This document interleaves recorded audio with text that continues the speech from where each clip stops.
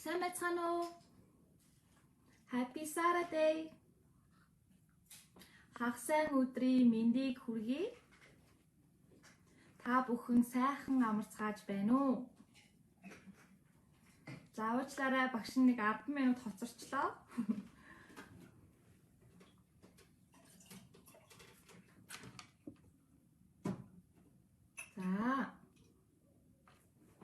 За өнөөдрийн сэдвээр хагас өдөр болгон 12 цагаас сүнслэг амьдрал буюу амьдралын мөн чанарын тухай үнгүй лайв хичээлүүд орж явахаар тохиролцсны дагуу цуврал лайв хичээлээ хийж байна. За өнөөдрийн хичээл маань өөрийгөө хайрлах ухаан гэж юу вэ?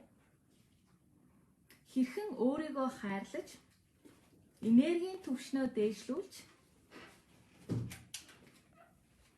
амьдралаа оромгоор нь өөрчлөх вэ гэдэг сэдвээр ярих болно. За анх удаа лайв үзэж байгаа хүмүүст өөрийгөө тавьж танилцуулсан дээр багтахгүй бол хүмүүс асуугаад идэм бэлээ. Намайг Болор Туяа гэдэг. Миний англи нэрийг Beverly. Би бясалгал йогийн багш. Сүнслэг дасгалжуулагч багш.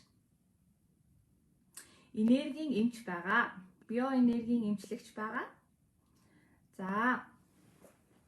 За одоо ингэж хэдүүлээ сэдвдээ орцгоё. Өөрийгөө хайрлах ухаан гэж юу вэ? Та бүхэн юу гэж бодож байна? Өөрийгөө хайрлах гэдэг нь яг юу гэсэн үг вэ? Яг юу хэлж байгаа вэ? Би хэрхэн өөрийгөө хайрлаж чадах вэ?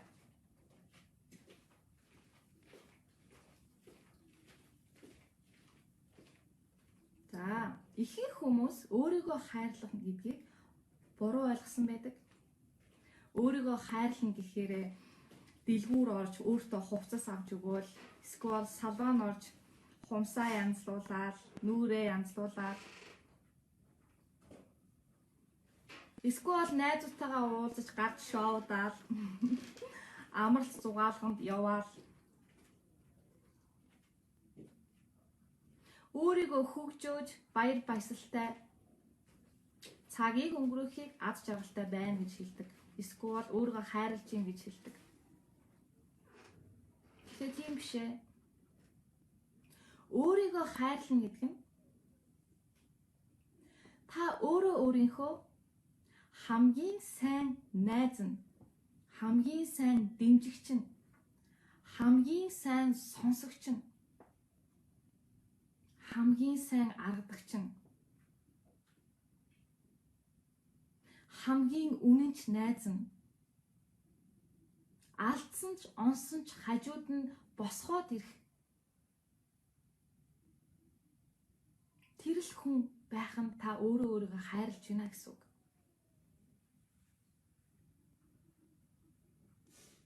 Та өөрийгөө хайрлж ирснээр таны ертөнц өөрчлөгдөх болно. Та өөрийгөө бүрэн 100% хүлээн зөвшөөрж байж бусдыг хүлээн зөвшөөрдөг болно. Та өөрийгөө 100% ойлгосноор бусдыг 100% ойлгодог болно. Учир нь бид нэг нэгнээсээ ямар ч ялгаа байхгүй. Бүх хүмүүс ижил. Бидний мөн чанар яг адил юм. Тиймээс та өөрийгөө хайрлаж, өөрийгөө ойлгож, хүлээн зөвшөөрснөөр бусад ямар ч хүнтэй хамт байхад асуудалгүй болно. Ямар ч хүн танд тэр болж чадахгүй. Учир нь та тэр хүнийг ойлгож байгаа.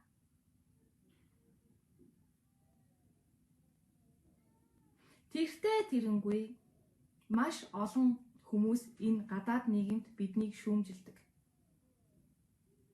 Чи сайн байж чадсангүй, чи улам хичээх хэрэгтэй. Чи бэстэнд байж чадсангүй. Чи сайн охин байж чадсангүй, чи сайн эхнэр байж чадсангүй. Чи сайн ажилтан байж чадсангүй.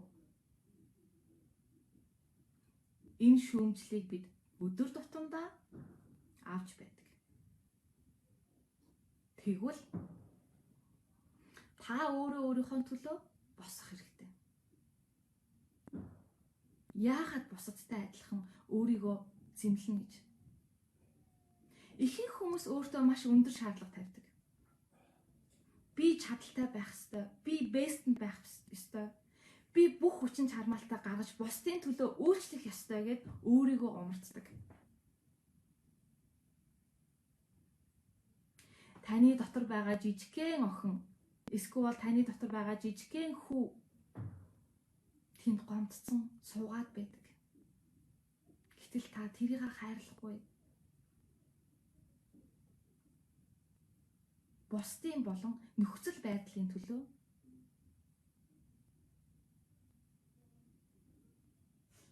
ажиллаж амьдрсаар л байдаг. Хэрвээ та өөрийгөө хүлээн зөвшөөрөхгүй, өөрийгөө сонсохгүй, өөрийгөө хайрлахгүй байвал та өвдөн. Таны бие сэтгэл өвдөн. Таны энергийн түвшин доошлно.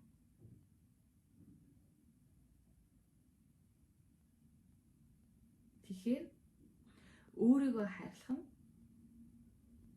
таны энэ насндаа хийж чадах хамгийн том амжилт. Өөрийгөө хайрлаж чаддаг хүн, өөрийгөө хайрлсан хүн бусдыг нэгүүлсэнгүй хайраар хайрлаж чадна. Өөрийгөө хайрлаж чаддаггүй хүн хизээж бусдыг хайрлаж чадахгүй. Тиймээс өөрийгөө хайрлах ухаанд суралцаж амьдралаа өөрчилцгөө.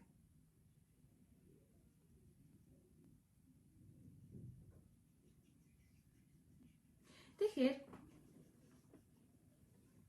ихэнх хүмүүс бодохдоо өөрийгөө хайрлах нь бусдыг хайрлаж байна. Би бусдын төлөө төрсөн. Би яасан ч яах вэ?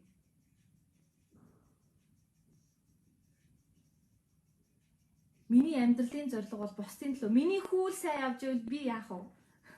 Миний эцэг эхэл сайн байвал би яах вэ? Миний найз нөхөд сайн явж байвал би яах вэ гэж хүмүүс өөрийгөө гаргуунд нь орхидог.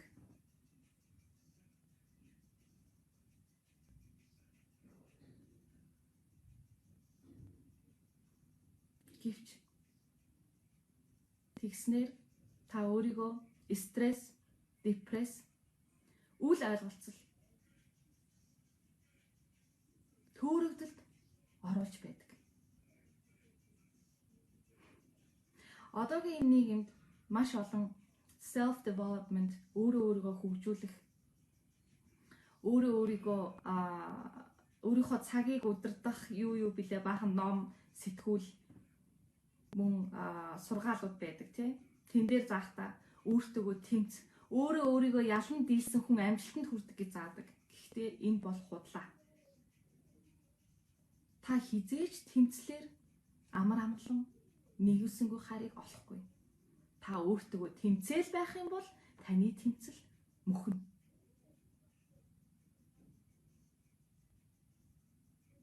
Харин тэмцхийн оронд та өөрийгөө хүлээн зөвшөөр.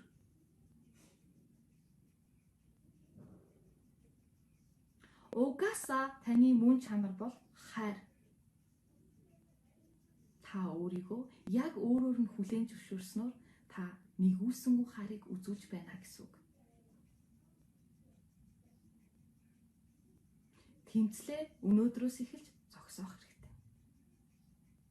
Өөртөөгөө тэмцэн гэдэг маш том алдаа.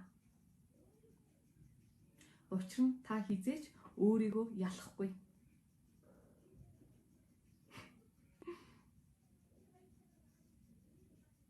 Харин та хүлээн зөвшөөрснөөр өөрийгөө эргэн авчирна. Өөрийгөө танина. Өөрийгөө хайрлана. Өөрийгөө байгаагаар нь хүлээн зөвшөөрнө.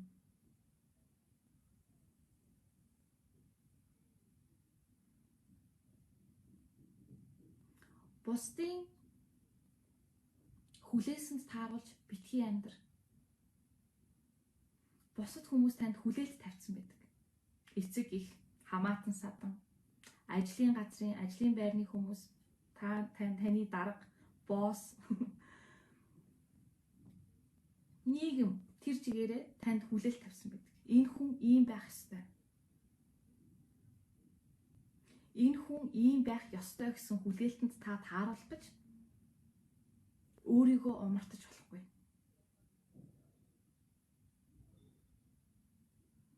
Та өөрийгөө омартснаар та амьдралын мөн чанарыг омартаж байна гэсэн үг. Учир нь та бол ертөнц. Таны дотор ертөнц оршиж байдаг гэвэл та итгэх үү?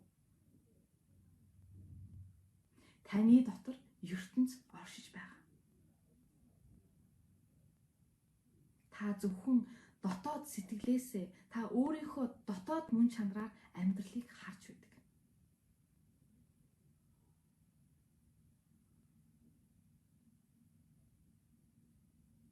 Таны нүдэнд харагдаж байгаа амьдрал таны дотоод сэтгэлийн тойл.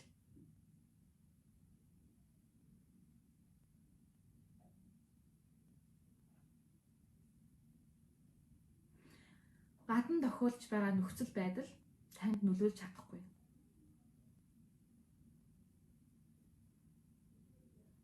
Та дотроо сайн сайхан юм бодож, та дотроо өөрийгөө хүлээн зөвшөөрсөн бол та сайн сайхан зүйлийг гаднаас харах болно. Мэдрэх болно. Хэрвээ та дотроо зөрчилттэй, өөртөөгөө тэмцэлтэй байгаад байвал та тэмцэл, зөрчлийг гаднаа мэдрэх болно.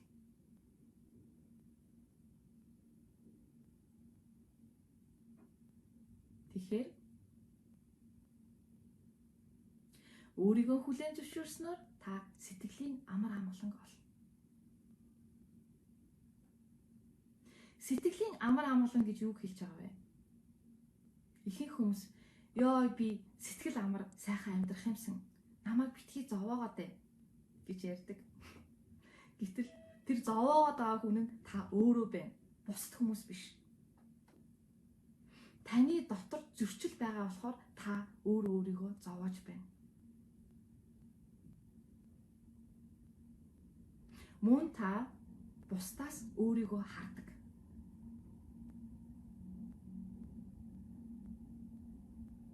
Хэрвээ хэн нэгэн таны дургуутслыг хүргэж байгаа бол тэр дургуутслыг хүргэж байгаа зүйл таны дотор байна гэсэн үг.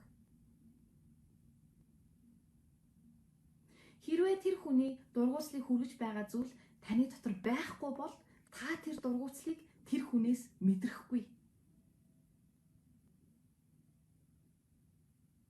Тэгэхээр яадаг байх нь вэ? Та бусдаас өөрийгөө хардаг байх нь.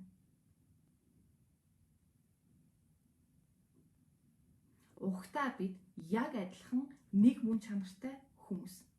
Сүнсэн биенүүд. Навча таны нэг хэсэг, дулмаа таны нэг хэсэг, бата таны нэг хэсэг. Таны нэг өөр зан чанарууд. Хинч хинээсээ ялгаатай биш. Тэгэхээр таны дотор байгаа бүх зан чанар бусад хүмүүст байдаг байх нь.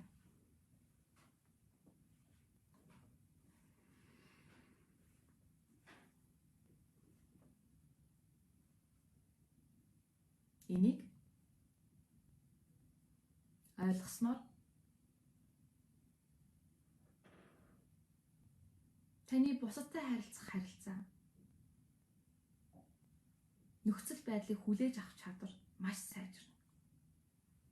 Ингэснээр таны энергийн түвшин дээшилж та нэгүүлсэнгүй харыг суралцах болно.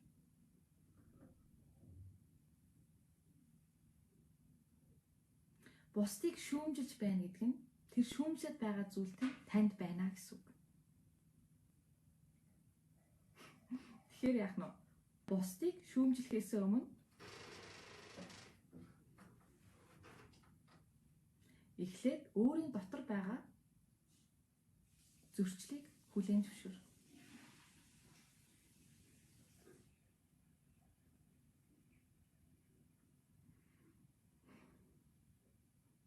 Энэ бол амьдралын үнэн.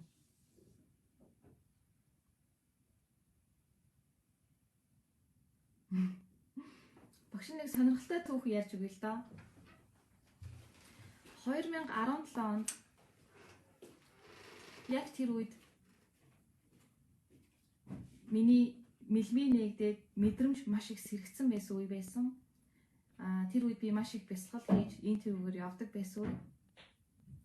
Тэгээд Бээжингийн онгоцны буудлын дээр би Камбож орн руу явах гээд Бээжингийн онгоцны буудлын дээр байсан. Тэнд маш олон хүмүүс байсан. Бээжингийн онгоцны буудлыг та бүхэн мэдж байгаах тий. Маш олон хүмүүс байдаг.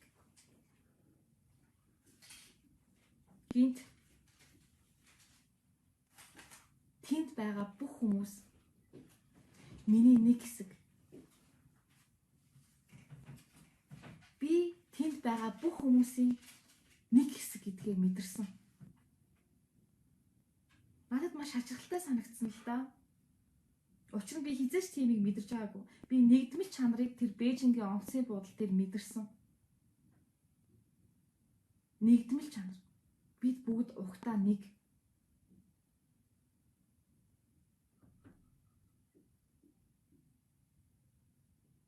Би жоохон айсан. Тэгээд буудлаас гарч гүгээд гадаа гарсан. Гадаа гараад нарыг харсан. Би зүүдлээд байна уу гэж бодсон. Тэгсэл нар бас миний нэг хэсэг, би бас нарны нэг хэсэг байсан.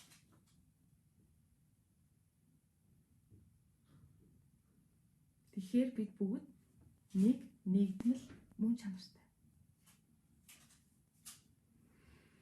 Биднүүсийг салгаж байгаа хан бол эго. Худал итгэл үнэмшил. Материалын нийгмийн тогтолцоо. Хин нэг нь нэгнээсээ илүү гэсэн худал итгэл үнэмшил. Бид бүгд яг адилхан. Хайрлагдах эрхтэй. Хайрлуулах эрхтэй.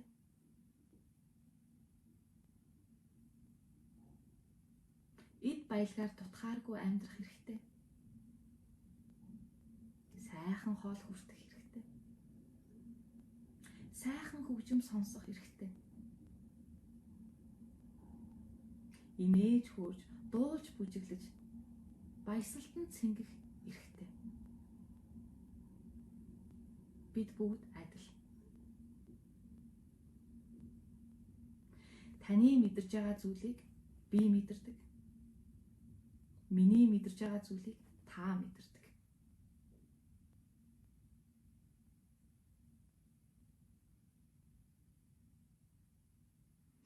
Бид хамтдаа ертөнц. Бурхан гэж биднүүсээ нэрлэдэг зүйл бидний дотор оршиж байдаг. Бид бүгд нийлээд Брахман бүтээгч.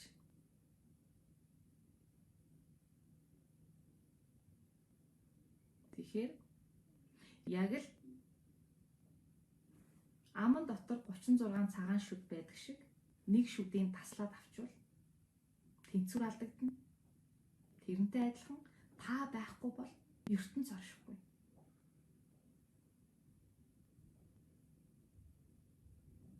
Та байж ертөнц оршиж байгаа.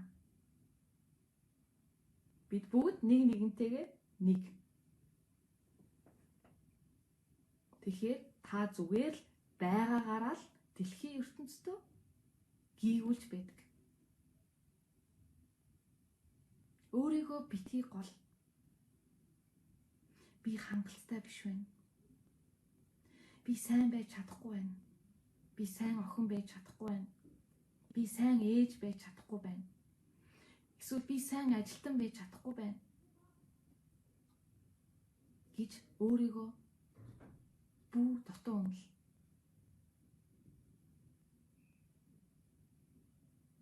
Учир нь та та байгаагаараа л хангалттай.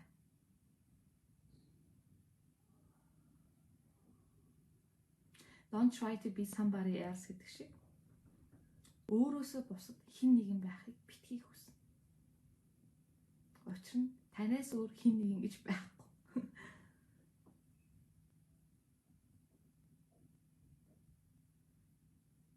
Тиймээс өөрийнхөө сайн найзанд бай. Өөрийгөө хайр.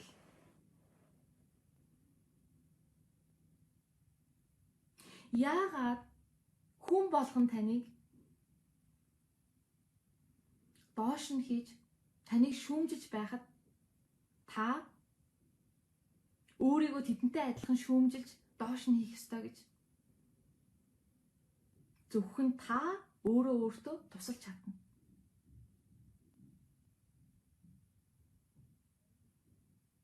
Танаас өөр хинч танд тусалж чадахгүй. Бусдаас авралыг бүү ир.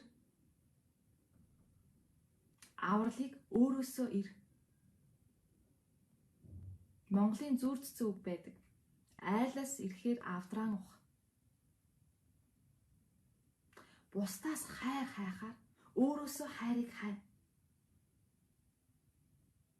Учир нь таны дотор хайр оршиж байдаг.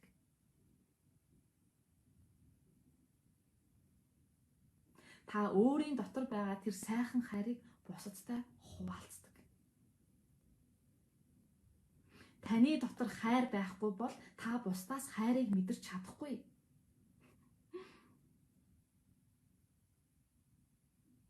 Магадгүй та ингэж бодож магадгүй. Тэр хүн л надад хайрыг мэдрүүлдэг.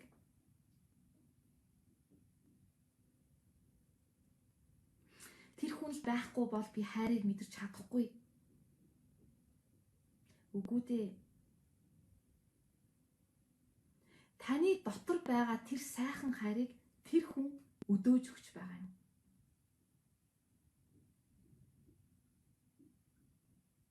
Таны дотор тийм сайхан хайр байгаа учраас та тэр хүнээс тийм их хайрыг мэдэрч чадаж байгаа.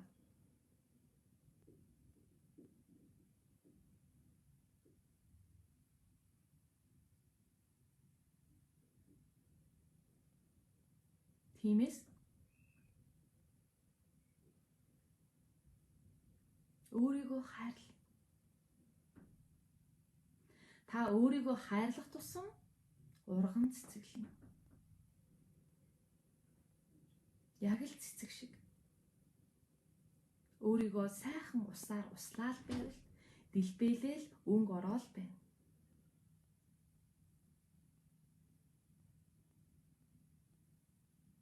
Хайрлагдсан хүн, хайрлсан хүн хоёулаа урган цэцэглэж байдаг. Учир нь тэр хоёр хоёулаа нэг нэгнээсээ хайрыг мэдэрч байгаа.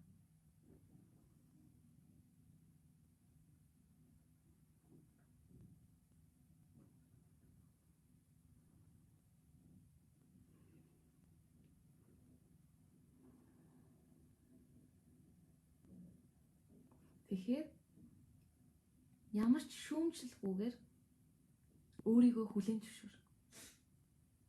Өөрөө өөртөөгөө тэмцэн гэсэн бодлоо өнөөдрөөс гаргаад тавьчих. Учир нь тэмцлэр бид амар амгалан инхийг хизээ цахиулж чадахгүй. Та бүхэн бүгдээрээ тэрийг мэдж байгаа. Хүн төрлөختөн амар амгалан инхийг сахиулах гэж дайн дажин хийдэг. Дайн дажнаар үнэхээр та амар амгалан инхийг сахиулж байна гэж юм. Тэр их аллах, тэр их цус. Энэ нь үнэхээр амар амгалан инх амгалан тогтоож байна гэж юу? Үгүй.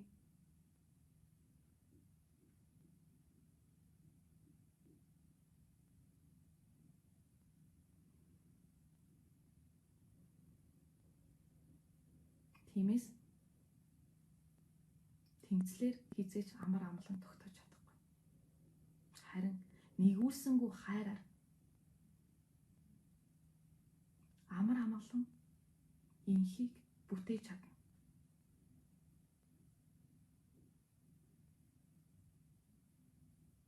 Хүн таныг хайрлал байвал та цэцэглэл байдаг шиг та бусад хүнийг ч мөн адилхан хайрлал байвал тэр хүний дотоод хайр нь ундарсаар л байдаг. Хэрвээ та хин нэгэнд нөлөөлөе, хин нэгнийг өөрийгөө өөрчлөөсэй гэж бодож байгаа бол өөрөө эхлээд өөрчлөлт нь байна.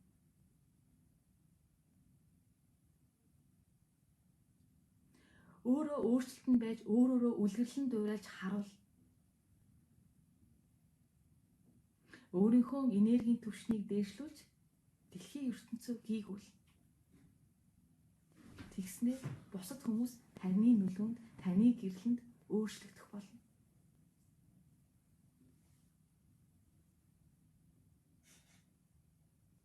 Харин чи тэгж болохгүй, чи сайн биш вэ, чи ингэж хайрлах ёстой, ингэж хайрлахгүй бол чи болохгүй гэж хүнд ерөөсөө тулгаж болохгүй. Та яншаа авгаагаас ялгаагүй болно.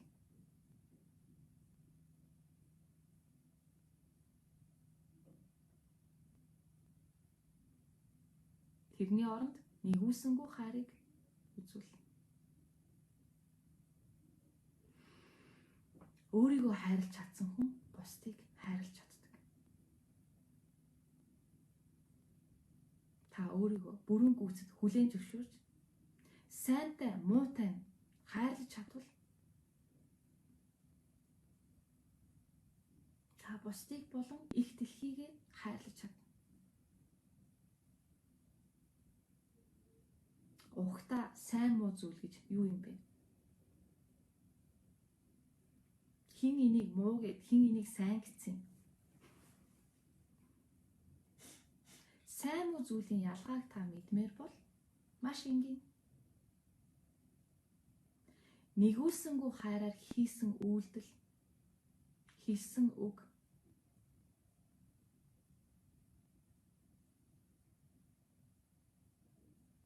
бүгд зөв.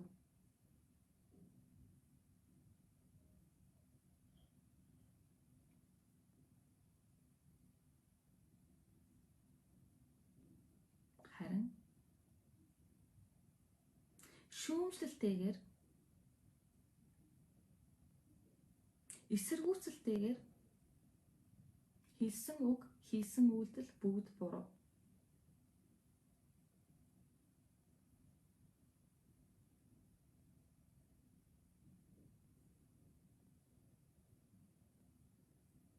Тиймээс эгогоо дарж хүлээлт хийж сур.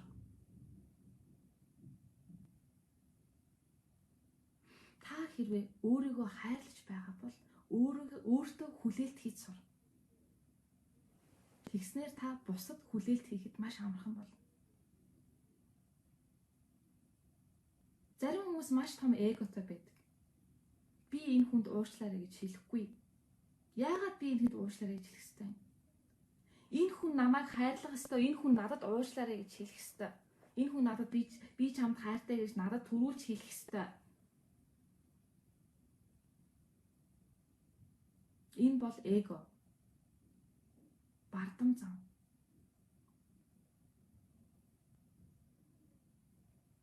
Хамгийн ухаантай, хамгийн мэдлэгтэй хүн гэж хэнийг хэлэх вэ?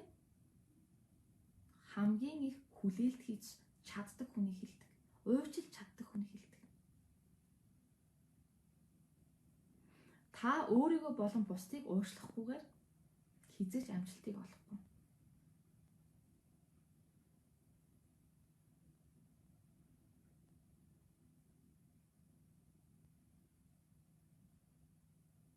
Тэгэхээр өөрийгөө уучил. Мэдээж алдаа гаргадаг хүн гэж байхгүй. Хүн амжилтаасаа биш, алдаанаасаа хамгийн их суралцж байдаг. Тийм учраас дэлхийн ертөнц universe танд алдааг илгээдэг. Таныг суралцгээд. Та алдаанаасаа суралцж чадвал та маш том өсрөнгүй дэвшилт хийж байна гэсэн үг. Хэрвээ та тэр алдаанаасаа суралцж чадаагүй бол дэлхийн ертөнц танд яг адилхан алдааг дахин авчрах болно. Зарим хүмүүс ярьдаг. Би яагаад дандаа ийм байдалд орчдөг юм бэ? Яагаад дандаа надад ийм тохиолддог байна? Why me? Яагаад би гэж? Яагаад дандаа надад ийм тохиолдод идэв? Учир нь та алдаанаасаа суралцахгүй байна.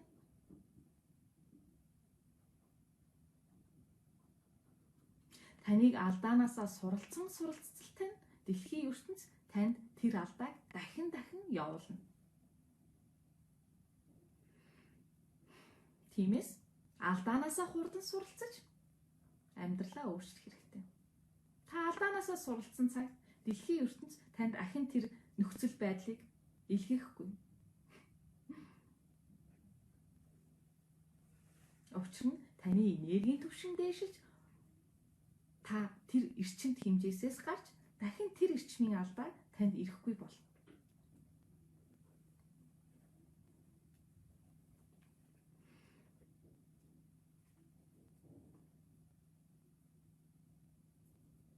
Тиймээс таны хийгээд байгаа алдаа танаас болоогүй. Тийм учраас өөрийгөө зэмлэх хэрэггүй. Таны хийгээд байгаа алдааг бурхан зохицуулаад байгаа юм.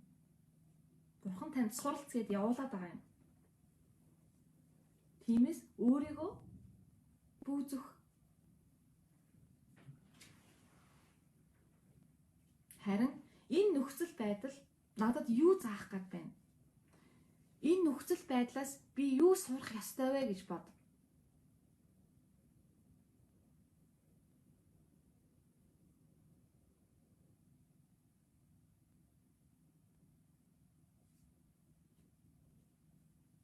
Тэгээд түүнээсээ суралц.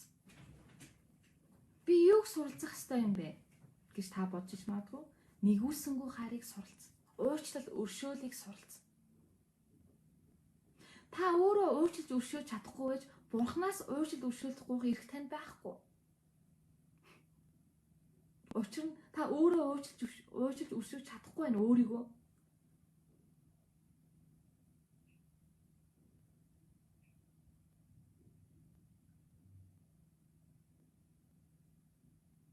Тэгэхээр уучлал өршөөлт нэгүсэнгүү харыг алхам тутамдаа суралц. Энэ бол бидний амьдралын ганц зорилго. Түүнээс биш бидний амьдралын зорилго том машин авахтаа биш, том байшинд орохдоо биш. Алдар нэр хүндтэй болохдоо гол нь биш. Материалыг юм хийж бүтээхтэй гол нь биш.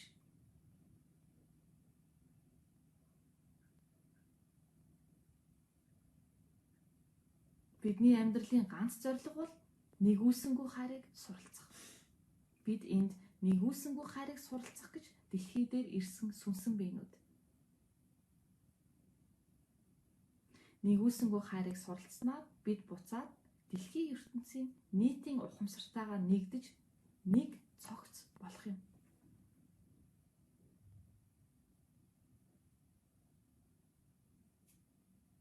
Үүнийг бас гэгэрэл гэж хэлдэг.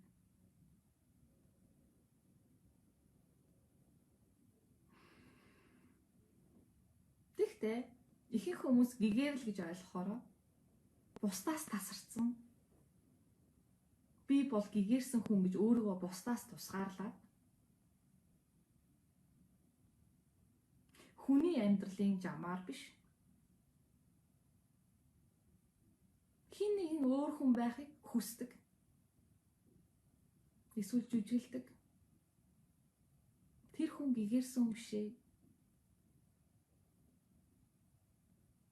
Гэгэрсэн хүн гэдэг нь амьдралын мөн чанарыг ойлгож, амьдралыг байгаагаар нь хүлээн авч, өөрийгөө байгаагаар нь хүлээн авч, амьдралын жамыг дагаж,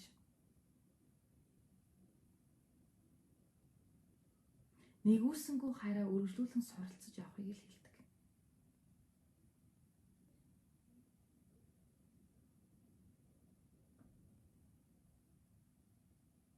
Түүнээс биш гэр орноо орхиод ууланд даяанч явахыг хэлэхгүй.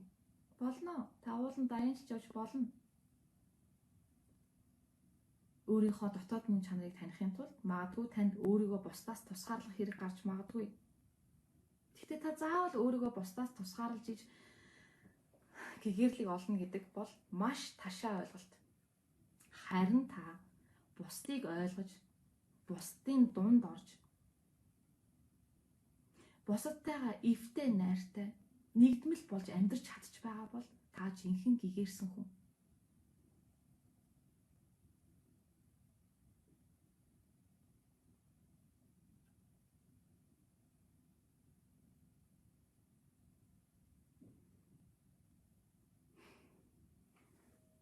Тиймээс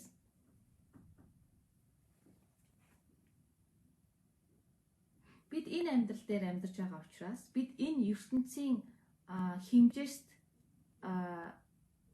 энергийн хэмжээст ийм гэж монголоор өгдөг лээ.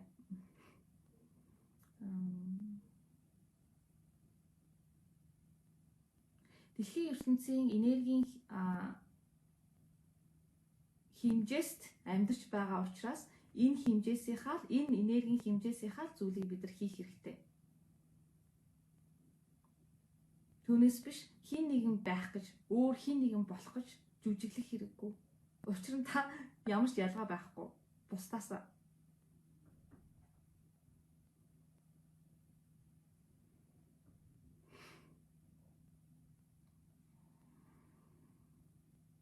Тэгэхээр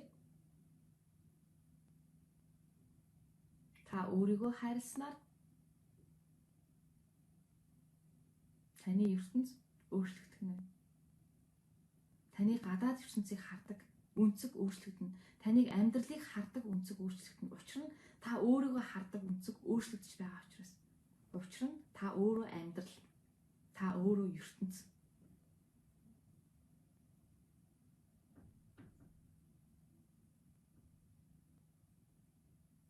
Тэгэхээр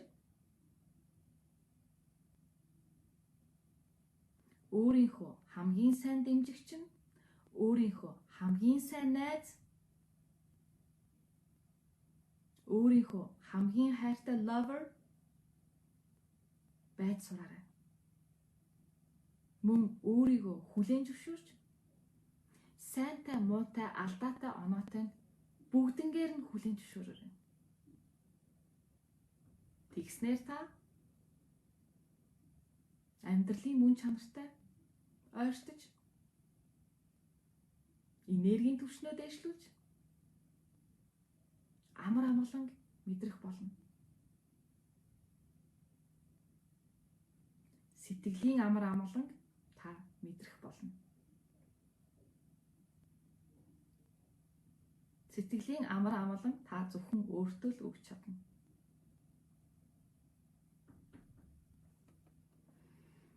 За, тийм байна. За, одоо ингээд асуулт хариултанд орцгоё. Асуултуудаа та бүхэн маань доор энэ комментээр асуугаарай. Тэгээд багш нь хариулаад явъя заа юу.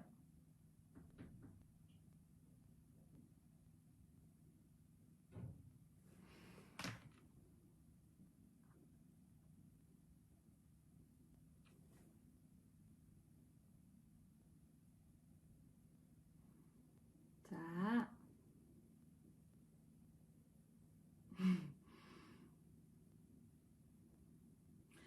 Мартаар эхнэр охиддоо мэд хүргэж чадахгүй байгаа хүнтэй яаж амьдр хүүхнүүдэд гэж зөвлөх вэ гинү?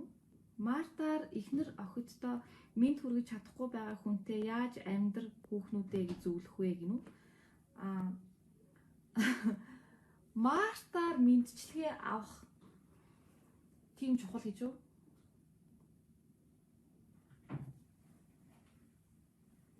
Өдөр болгон таны баярын өдөр. Учир нь та энэ дэлхий дээр амьсгалж байна, амьдарч байна. Та сүнсний хөгжлөө хийгээд явж байна.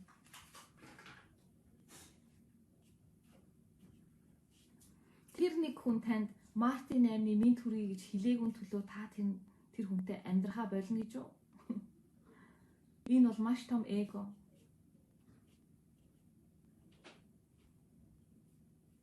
Бусдаас хайрыг бүөх үс.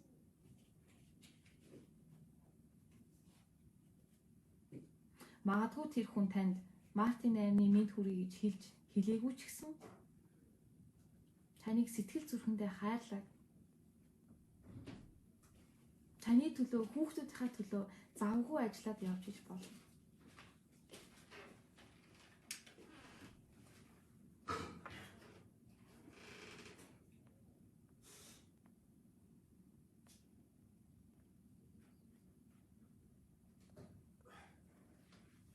За. Олон бодлоос яаж салах вэ гэж байна. Бодол юунаас үүсдгийг багш нь тайлбарж өгсөн. Өөр нэг урдныхаа лайв дээр те. Гаднаас ирсэн мэдлэг мэдээлэл таны тархинд бичигдэж байдаг. Энэ гаднаас ирсэн мэдлэг мэдээлэл нь таны тархинд бичигдэж дахин давтагдсан бодлууд нь таны итгэл үнэмшил болдог. Итгэл үнэмшлээс сэтгэл хөдлөл гардаг. Таны итгэл үнэмшилд нийцтэй юм тохиолдвол та сэтгэл амар болдог. Таны итгэл үнэмшилд нийцгүй зүйл тохиолдвол та ууралж уцаарч бухимдаж эхэлдэг.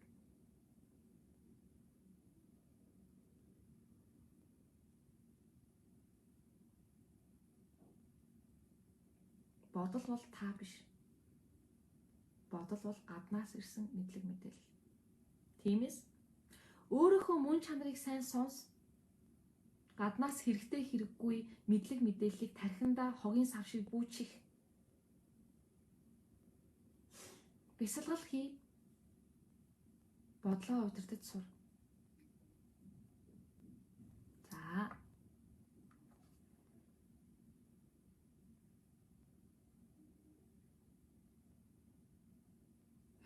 Хүн таньж ойлгосон юмсаа хайрладгүй, ойлгоогүй зүйлээ хайрлаж болдгоо гэж байна. За. Хүн өөрийнхөө мэддэггүй зүйлээ хизээж хайрлаж чадахгүй. Хүн мэддэггүй зүйлээсээ айдаг. Тэр нь юу гэсэн үг вэ гэхээр зэрэг. Та өөрийнхөө ойлгож ухаарсан зүйлээ л хайрлаж чаддаг. Тиймээс ойлгоогүй зүйлээ хайрлахад хэцүү. Хүн айдаг. Тийм учраас бид байнга суралцж байдаг.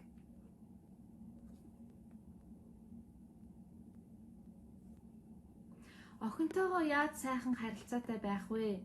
Намайг шүүмжлээд байх юм аа гэж юм. За. Таны охин таныг шүүмжлээд байгаа бол таны охины дотор тэр шүүмжлээд байгаа зүйл охины тань дотор байна гэсэн үг. Та тэр охины тань дотор байгаа зүйлийг та өдөөж өгж байна гэсэн үг. Тэгэхээр та эхлээд өөрийгөө өөрчил. Охинтойгоо маргалдах биш, охиндоо заах биш. Харин та өөрөөрөө үлгэрл. Та өөрийгөө гэрэлтүүл, та өөрийгөө ойлго. Та аз жаргалтай бай, та амар амгалан бай. Та өөрөөсөө илүү хайрыг цацраа. Тэгснээр таны охин таныг ойлгох болно.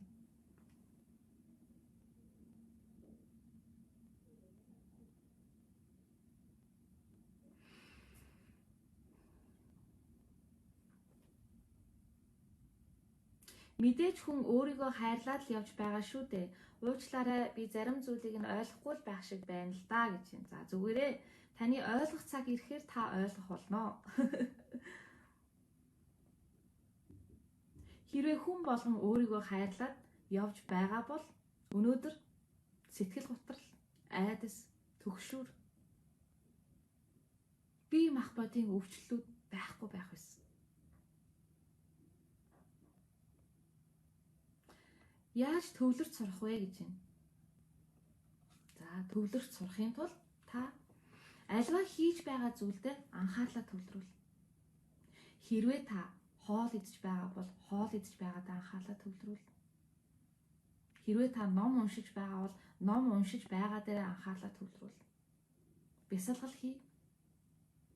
Бясалгал хийнэ гэхээр ганцхан хөлөө завлаад нурууцэгт суухыг хэлэхгүй. Бясалгал хийнэ гэдэг нь хийж байгаа зүйл, хийж байгаа үйлдэл болгоно 100% мэдрэхийг хэлнэ. Өнгөрсөндөө биш, ирээдүйдээ биш, 100% одоо цагтаа оршихыг бясалгал гэнэ. За. Тэгснээр та төвлөрч сурна тийм үү?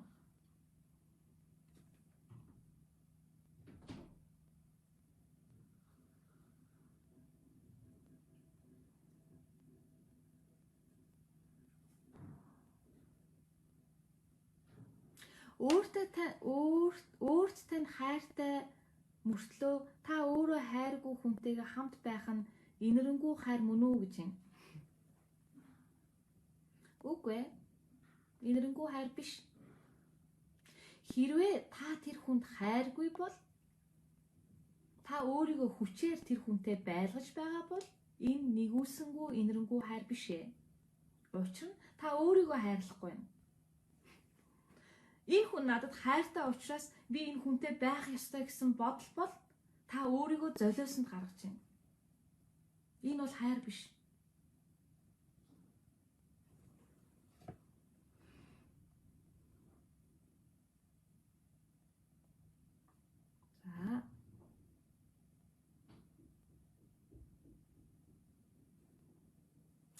За, надад нэг айцтай зүйл бий. Түүнээс болоод сэтгэлд хүнд байдаг.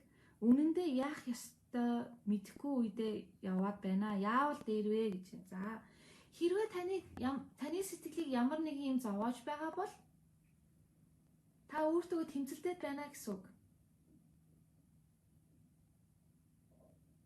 Айцаа тавьж явуулахын тулд та бүгдийг хүлээн зөвшөөр. Та өөрийгөө хүлээн зөвшөөрснөөр таны айц танаас явна. За.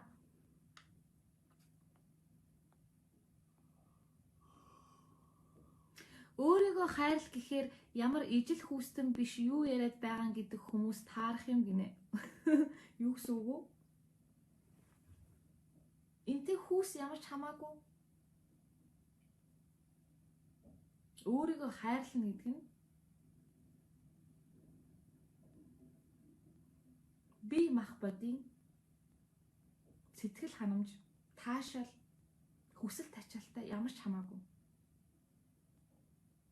Ижил хүүстэн гэдэг бол хүсэл тачаалтай баригдсан хүмүүсийг хэлдэг.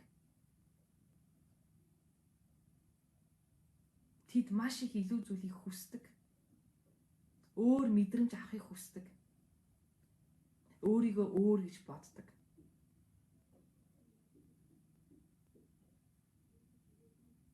Тиймээс өөрийгөө хайрлах нь хүсэл тачаалтай ямар ч холбоогүй шүү.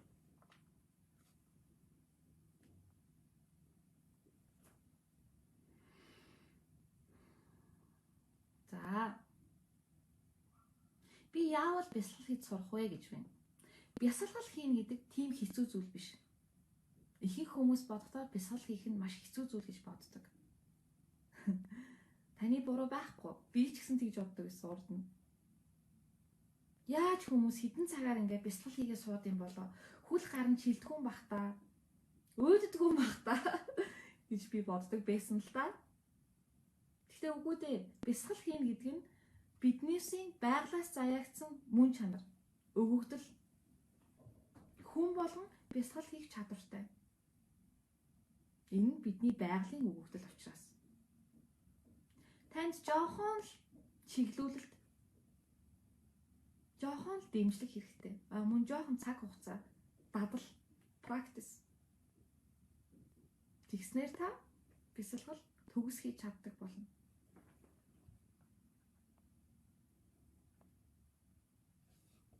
Хин нэгнийг хараад цаг хугацаа хальт зогссон юм шиг сонир мэдрэмж төрсөн, анх удаа л ийм мэдрэмж авсан. Энэ юу вэ? Юутай холбоотой юм бэ гэж байна. За, хин нэгнийг хараад тань цаг хугацаа зогссон юм шиг санагдаж байвал та тэр хүн дотор байгаа жинхэнэ мөн чанарыг мэдэрсэн байх гэсэн үг. Та нэгдмэл чанараа мэдэрсэн байх гэсэн үг. та тэр хүнээс өөрийгөө харсан байна. За. Би маш олон хагалгаанд орсон, одоо ч гэсэн хөхний буглаа гэд хаглуулад имлэгт хэвтэж байна. Их баг 9 удаа мис хүргэлээ гэж юм. За.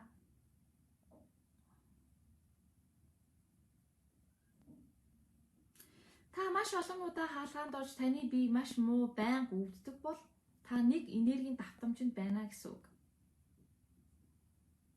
Тэр нь юу вэ гэхээр зэрэг та яг л нэг өвчин ингээд авдаг өвчлөлттэй энергийн түвшин доод энергийн түвшинд байна гэсэн үг. Тиймээс та өөрийнхөө энергийн түвшинд дээшлүүлэх хэрэгтэй. Өөрийнхөө энергийн түвшинд дээшлүүлэхийн тулд залбирал үлд, өөрийгөө уучил. Өөрийн хийсэн гим нүглийг цайруул. Үүлийн үр энергийн хууль хоёр уухтаа нэг юм. Өөдөө хайсан чулуу өөрийн толгой дээр гэдэг шиг таны хийсэн үйлдэл бүхэн санамсартай санамсаргүй хийсэн бүх үйлдэлүүд тань дээр буцаж ирдэг. Мөн өвчин зовлонгоор дэлхийн ертөнц танд мессеж мэдээ дохио өгч байдаг. Тэгэхээр нэгүүлсэнгүй хайрыг суралцаж, залбирлуулдаж, энергийн түвшнөө дэвшлүүлээрэй.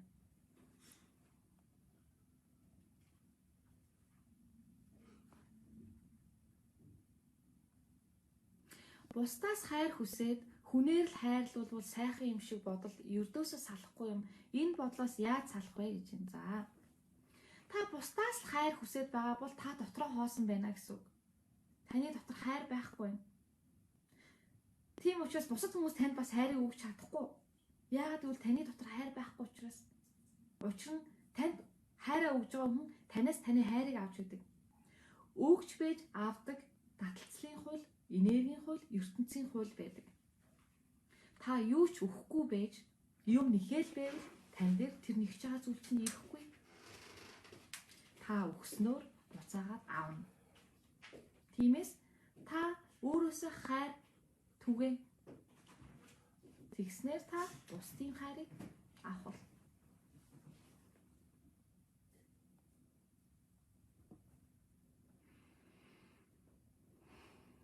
За. Хайрлаад ойлгоод байхад мэдэхгүй байгаа нь тэр хүн хайрыг мэддэггүй хүн үү, тийм хүн байх уу гэж юм. За. Хайрыг мэддэггүй хүн гэж нэг ширхэгч энэ дэлхийд ертөнцийн байхгүй. Учир нь бидний мөн чанар, бидний сүнсэн бие хайр. Харин мунхаг сохор хүн энэ дэлхийгээр дүүрэн. Өөрийнхөө мөн чанарыг умартан хайраа мэдэрч чадахгүй, олж харахгүй сохорсон, төөрөлдсөн мунхаг сүнсэн биенүүд. За.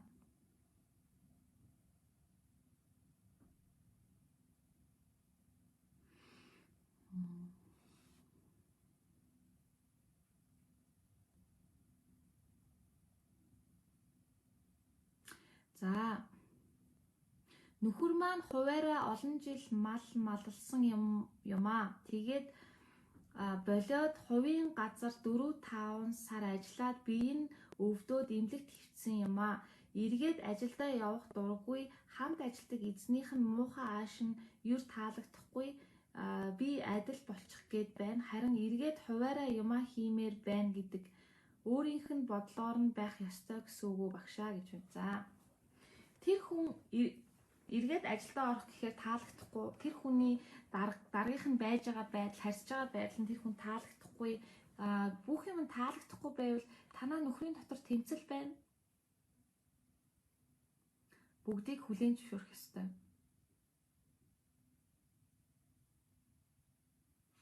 Дээрээс нь юу сайхан, дур сайхан гэдэг шүү дээ. Хувийн юм хиймээрээ бол хий, юу хүсэж байгааг хий. Ингэж болохгүй, тэгж болохгүй гэсэн хууль байхгүй шүү дээ. Энэ бол таны амьдрал. Та өөрийнхөө амьдралыг дэлхийн ертөнцтэй хамтран бүтээж байдаг. Тиймээс дуртай зүйлээ хий.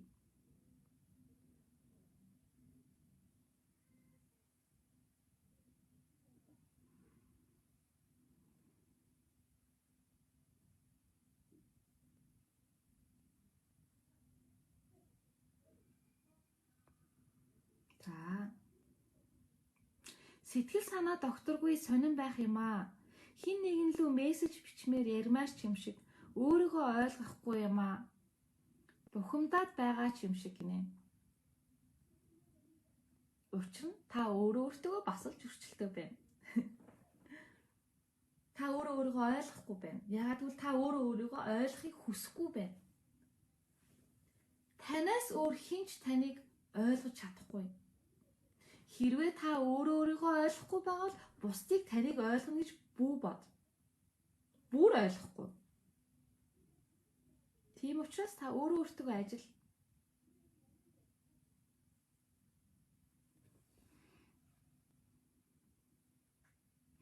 Манай хүүхэд юмд маш их санаа зовх юм аа. Бас цус харахаараа их айх юм. Ийм байдлаас яаж гарах вэ гэж юм за. Таны хүүхэд бага насны хүүхдүүд ихэвчлэн эцэг эхийнхээ энергийн түвшинд амьдарч байдаг. Хэрвээ та амар амгалан баяр цэнгэлтэй нэгүсэнгүү хайрыг өөрөөсөө засруулж чадж байвал таны хүүхэд амар амгалан баяр цэнгэлтэй айдасгүй байна. Тиймээс өөрийнхөө энергийн түвшинд дээшлүүлээрэй. За.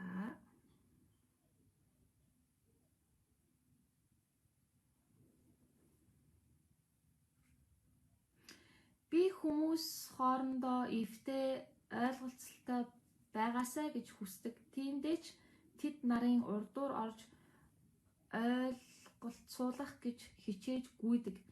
Энэ миний үүлийн өрөө эсвэл сайн эго юу гэж юм. Энэ бол таны эго. Та бусдын өмнөөс бурхан шиг загнаж болохгүй. Бусад хүмүүс өөрийн гэсэн амьдралаар амьдарч байдаг. Тэд өөрийн гэсэн зурсан зураг төөргөөр амьдралын мөн чанарыг мэдэрч таньж суралцж явдаг. Та түүний дундуур нь орж эвтэй найртай байх гэж хичээх хэрэггүй. Ингэснээр та өөрийнхөө энергийн түвшнийг доошлуулж байна гэсэн үг. Би бусдыг зохицуулагч, би бүгдийг чадагч гэдэг бол маш том эго. Би бусад тусалж чадна, би энийг хийж чадна гэдэг бол бас маш том эго. Та тэдэнд сайныг өрөөгөөд өөрөөрөө үлгэрлэн дуурайлал үзүүлээрэй. Тэр нь таны бусад хийж байгаа хамгийн том тусламж.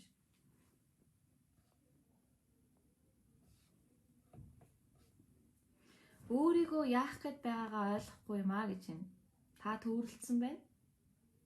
Өөрийгөө сайн сонс. Өөртөөгөө сайн ярилц. Тэгснээр та өөрийгөө яах гээд байгаагаа ойлгох болно. Залбирал үйлдэх их чухал гэж ойлголоо. Залбирлаа хинт хандаж залбирах вэ? Залбирахтаа юуг дүрслэн төсөөлөх вэ гэж юм. За. Залбирал үйлдэхдээ та бусдын сайн сайхны төлөө залбирал үйлдэх. Өөрийнхөө төлөө биш. Мөн өөрийнхөө хийсэн гим нүглийг намжлан өршөөхийг залбир. Та өөрийн шүтдэг, танд хэрэг өөрийн шүтдэг шашин эсвэл бурхан байдаг бол тэрийг төсөөлж болно. Эсвэл та дэлхийн ертөнцөө залбир. Дэлхийн ертөнц минь. Бүх амьд амьтан хүн төрлөختөн нэгүүлсэнгүү хайраараа инэрч өгөөч. Миний санаанд хүү хийсэн бүх үйлийг намжлж өгөөч.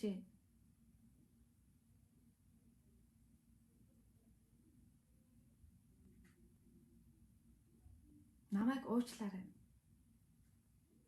Би танд талархаж байна. Гээд залбираарай.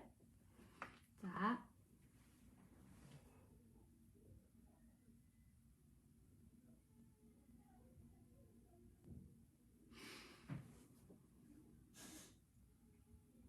За. Өмнөх амьдралын дурсамж юу зэрэгэлтэй хэмжигдэхүүний биегийн үйл явдлыг зүүдлээд байхын би өөрөө жинхэнэ биегийнхаа жижигхэн хэсэг гэдгээ ойлгосондоо гэж байна. Маш сайн байна. Маш сайн байна. Бид нар маш олон хэмжээс ертөнцид зэрэг оршиж байдаг. Таны амьдрал ганцхан энэ дэлхий дээр болж байгаа биш. Бүх хэмжээс ертөнцид зэрэг тохиолдож байдаг. Таны энэ дэлхий дээр хийж байгаа үйлдэл бусад хэмжээс ертөнцүүдэд нөлөөлж байдаг.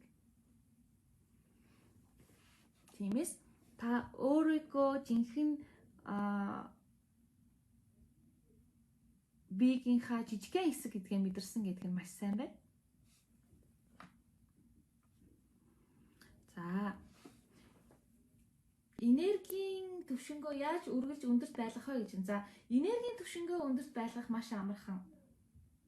Та дандаа сайхан зүйлийг бодож, дандаа өөрийнхөө мөн чанарыг мэдэж, дандаа өөрийгөө хайрлаж, дандаа өөрийгөө хүлээн зөвшөөрч, дандаа баяр баясгалтай, инээд ханиадтай, бүжиглэж дуулж, өөрийнхөө дуртай зүйлийг хийж,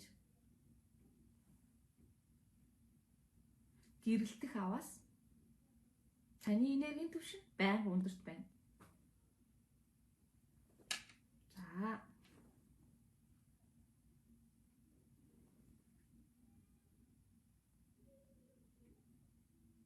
Зарим зүйл урд нь болж байсан юм шиг санагдахын гинэ. Тэрийг déjà vu гэж хэлдэг бас. Déjà vu болдог. Үйлдэлүүд давхцлууд болдог.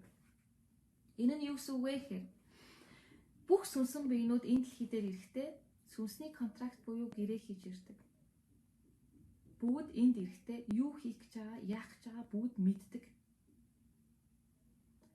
Харин дэлхийн ертөнцийн төрөөд өөрийнхөө зорилгыг, өөрийгөө хэн гэдгээ мартаж орхидог. Тэгээд зарим тохиолдлууд таны хинбэ гэдгийг сануулж идэг. Мөн та хэрвээ déjà vu болвол та яг зөв зам дээрээ явж байна гэж бодоорой.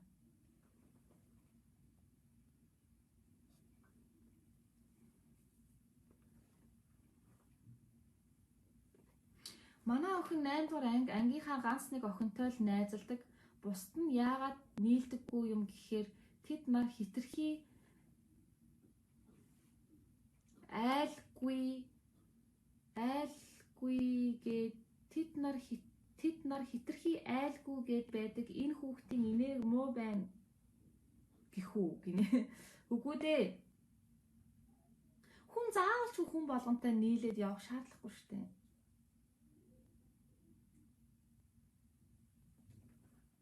Цөөхөн хідэн найз нөхдөд байхад л болно. Заавал бус олон хүнтэй нийлж, заавал ч бусдын анхаарал байх шаардлага байхгүй. Танай охин өөрийнхөө юу хийж байгааг мэдэж байгаа. Тийм учраас зэмлээд хэрэггүй. Тэр өөрийнхөө мөн чанарыг мэдэхгүй төөрөлдсөн мунхаг хүмүүстэй яаж харьцах вэ гэж байна. Та зүгээр л өөртөөгөө харьцдаг шиг харьц. Заавал тэр хүмүүсийг сүүмжлээд чи мунхаг байна, чи сохор байна, нүдээ нээ гэж тулах шаардлага байхгүй. Та тэгж хэллээгээд тэр хүмүүс нүдээ нээчихгүй. Тэгэхээр та тэр хүмүүсийг хүлээн зөвшөөр. Энэ хүний цаг нь болоогүй байна да. Хизээ нэгэн цагт энэ хүн өөрийнхөө мөн чанарыг танин мэдэх болоосой. Тэр цаг нь хурдан болоосой доо гэл ерөө. Муухай хайрцаж болохгүй. Тэгвэл та өөрөө хийж байгаа зүйлийнхаа эсрэг зүйл хийх болчихно. Тэр хүнийг сохор төөрөлдсөн байна гэдгийг зүгээр л хүлээн зөвшөөр. Юу ч өөрчлөх гээд хэрэггүй. Учир нь болох ёстой юм болох цаг хугацаанд л болдог. Бид нар ертөнцийн хуулийг өөрчилж чадахгүй.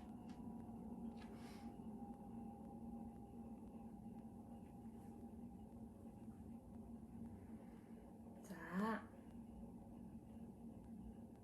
Хүний төлөө, ах トゥ угийнхаа төлөө гэд байхад өөрийнхөө бурууг иннээс л боллоо. Энэ дандаа хүнд туслана гэж солиорч явснаас болж би ийм байдалд ордог.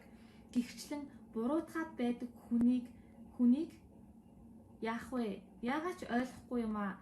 Тэр болгонд нь уучлаад өмнөөс нь энэ хүн албаар ингээгүй шүү гэж залбираад л явдаг гинэ.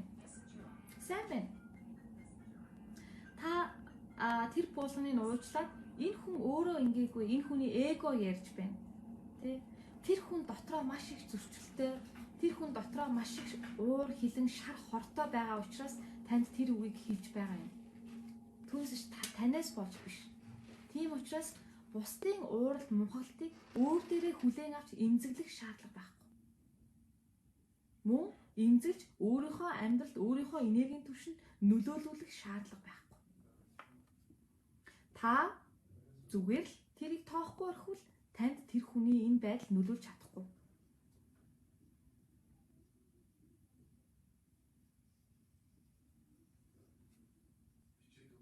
Багшаа би 2 хүүхэдтэй нөхрөөсөө салсан юм. Би өрх толгойсон ээж болж чадахгүй байсан учраас хүүхдүүдээ аавд нь өгсөн юм. Энэ хувиа хичээсэн асуудал мөн үү? Харин одоо охин маань над дээр ирэхгүй гээд байгаа. Энэ түүний сонголт гээд л охиноо зөнд нь орхиж болох уу? Энэ буруу юм уу? Хувиа хичээсэн зан гаргаад байна уу би гэж. За үгүй дээ. Та хувиа хичээсэн зан гаргаагүй. Та өөрөө өрх толгойсон ээж байж чадахгүй.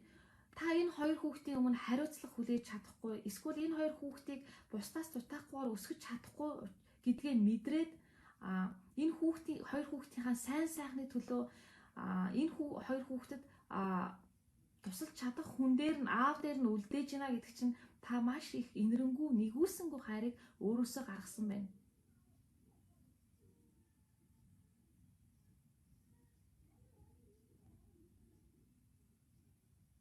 Тиймээс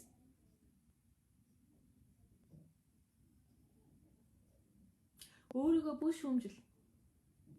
Та хүүхдүүдийнхаа сайн сайхны төлөө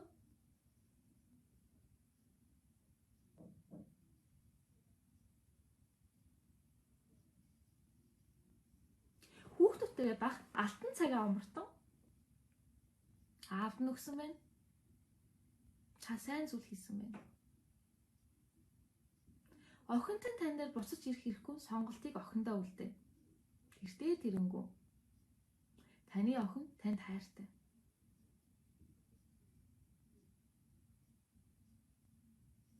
Таныг яагаад тэгснийг ч ойлгох болно.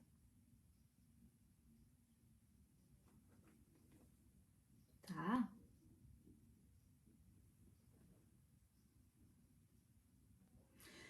Сансар огторгууд өөрийн хүслийг яаж хурдан илгээж мэдрүүлэх вэ? Дэлхийн ертөнцөөс та хүссэн зүйлээ гуйж болно. Тэгэхдээ таны энергийн түвшин өндөрт байж тэр хүссэн зүйлийг дэлхийн ертөнцийн танд өгч чадна. Тиймээс эхлээд өөрийн энергийн түвшнөө яг хүсэж байгаа зүйлийнхаа энергийн түвшинд авчирч таны хүсэл биелнэ. Үгүй бол та зүгээр л мөрөөдсөөр л байх бол.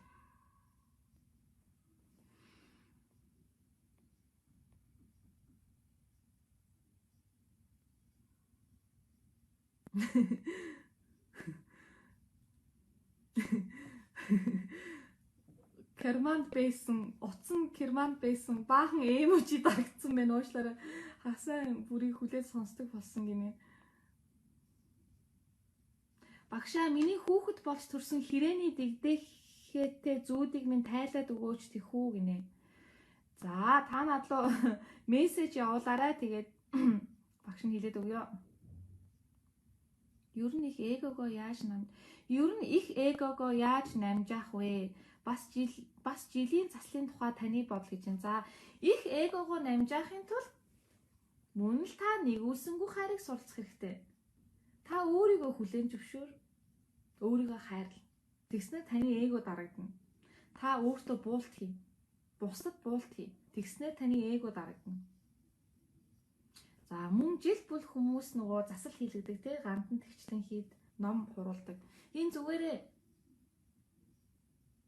учир нь ном хурж байгаа, энэ тарин уншиж байгаа гэдэг чинь маш их хүмүүс яг өөрийнхөө сэтгэл зүрхийг зориулж тэр тариныг маш олон зуун жил уншсан болохоор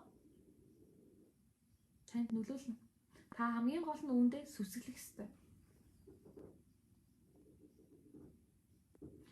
Доод түвшний энергитэй хүмүүсээс өөрийгөө яаж хамгаалж байвал зүгээр байдаг вэ? Би өөрөө тийм байхгүй байхын тулд юу хийх вэ? Заримдаа ууртай үедээ хичнээн хичээсэн ч болохгүй муу энерги тараачаад байх юм гинэ. За, доод түвшний энергийн хүмүүсээс та өөрийгөө хамгаалахын тулд тэдний сэтгэл хөдлөлд автаж болохгүй. Та улам өөдөөс нь гэрэлт. Инээ.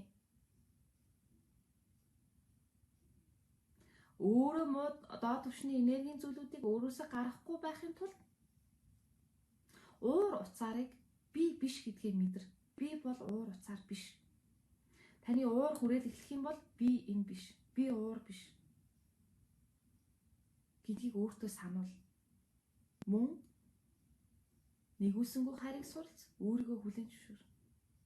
Өөрийгөө хүлээн зөвшөөрч хайрл. Тэгснээр та бусдад муу энергийг тарааж чадахгүй. Та өөрийгөө хүлээн зөвшөөрч хайрласнаар та улам гэрэлтэнэ.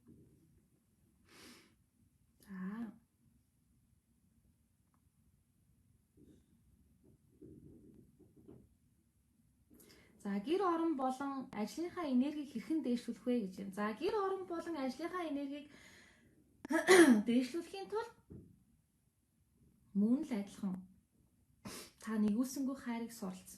Бүгдийг хүлээн зөвшөөр. Бусдаас ирж байгаа муу энергийг муу гэж битгий бод. Бусдаас ирж байгаа муу энерги, миний гэр оронд орж ирж байгаа муу энергийг надад нөлөөлнө гэж битгий бод. Бүү авт.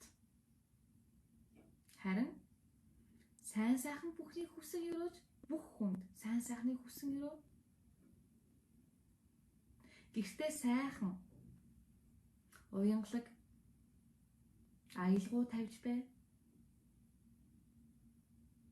Гой үнэртэй лаа асааж бай. Гэртээ хэрүүл орол бүхий мөн ажлын байран дээр ч адилхан. Ажлын байр чинь таны хоёр дахь гэр шүү дээ. Тийм учраас ажлын байр болон гэр орондоо хэрүүл орол бүхий. Гэрээ сайхан цэвэрхэн байлга. Тоол шороогоо арч.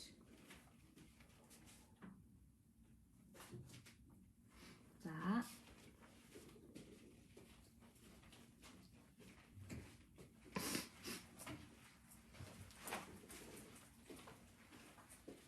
Мөн чанараа мэдэр тань гэд байхын хүн болгоны мөн чанар өөр байд юм уу? Мөн чанараа яаж мэдэх үү гинэ? Хүн болгоны мөн чанар яг адилхан. Бидний мөн чанар нэгүүлсэнгүү хайр. Харин хүн болгоны сүнсэн биений хөгжил янз бүр. Зарим сүнсэн биенүүд маш их хөгжилтэй байдаг. Зарим сүнсэн биенүүд дор хөгжилтэй байдаг. Үүнээсээ шалтгаалаад сүнсэн биенүүдийн мэдлэгийн чадвар өөр байдаг.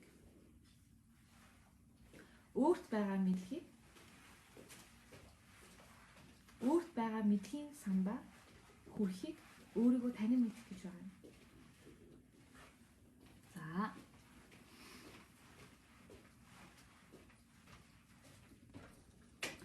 Сайн байна уу багшаа? Ямар томилгоотой яах гэж ирснэ яаж мэдэх вэ гэж юм. За, тэгэхээр ер нь бол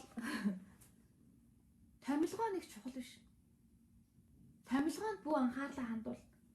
Миний энэ амьдралдаа хийх зам мөр юу вэ гэдэгт хит анхаарлаа бүх төвлөрүүл. Харин ганцхан юм төвлөрүүл.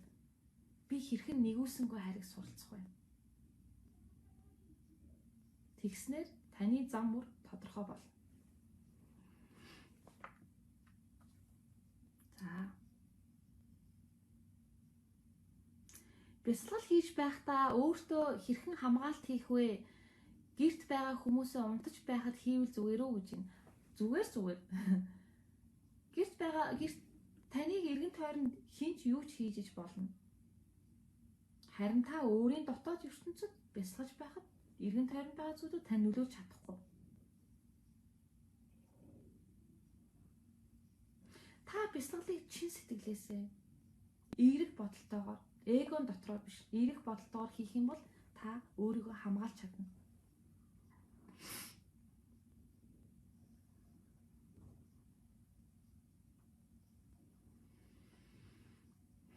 За, яаж мэлмийн хүрд нээгдснээ яаж мэддэг вэ? Ер нь өөрийнхөө энергийг ямар түвшинд байгааг мэдэх арга байдгүй гэж юм. За. Мэлмийн хүрд нээгдсэнийг та өөрөө хүнээр хэлүүлдэггүй мэднэ. Учир нь та урд нь хизээж харж байгаагүй зүйлүүдэд харах, хизээж мэдэрч байгаагүй зүйлүүдэд мэдэрч, хизээж чадаж байгаа зүйлүүдэд чадах болно. Яг л супер хүн шиг шийдтэн болно гэсэн үг. Өөрийнхөө энергийн түвшин ямар байгааг мэдэх аргад хэрвээ таны ажил үйлс бүтэмжгүй, амьдрал баргаар хийж байгаа үйлдэл таны өөрийн хүсэж байгаа хийж байгаа үйлдэлтэй нийцэхгүй, зовлон зүдгүүр байнга тохиолдоод байвал таны энергийн түвшин муу байна гэсэн үг. Хэрвээ та баяр баясгалтай, хийж байгаа юмдаа сэтгэл хангалуун, хайраар бэлгсэн, бусдыг хайраар ивээсэн, өөрийгөө хайраар ивээсэн бүх үйлс тань бүтэмжтэй байвал таны энергийн түвшин сайн байна гэсэн үг. За.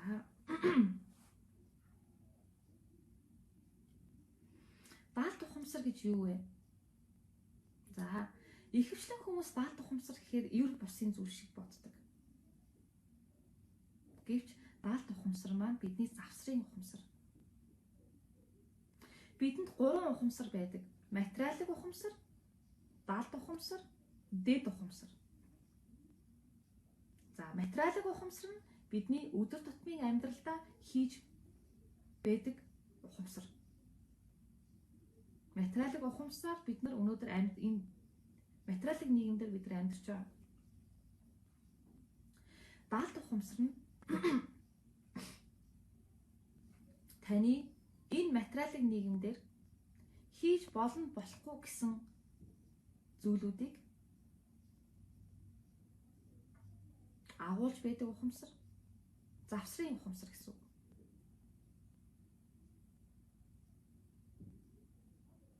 Жишээ нь танд нэг чадвар байж болно тий. Тэр чадвар чинь энэ нийгэмд хүлээн зөвшөөрөгдөг учраас та ингэж болохгүй гэсэн тэр чадвартай таны даалт ухамсарт орсон байдаг. Эсвэл та ингэж аяглаж болохгүй, нийгэмд өөрийгөө зөв авч яв, инг тэг гэсэн юмнууд нь таны даалт ухамсарт байждаг. Эсвэл таны бүр муу муухай зүйлүүд уур хилэн өшөө хонзон гэвч та тэрийг гаргаж болохгүй таны даалт ухамсарт байждаг. Мөн биднээсийн хийж чаддаг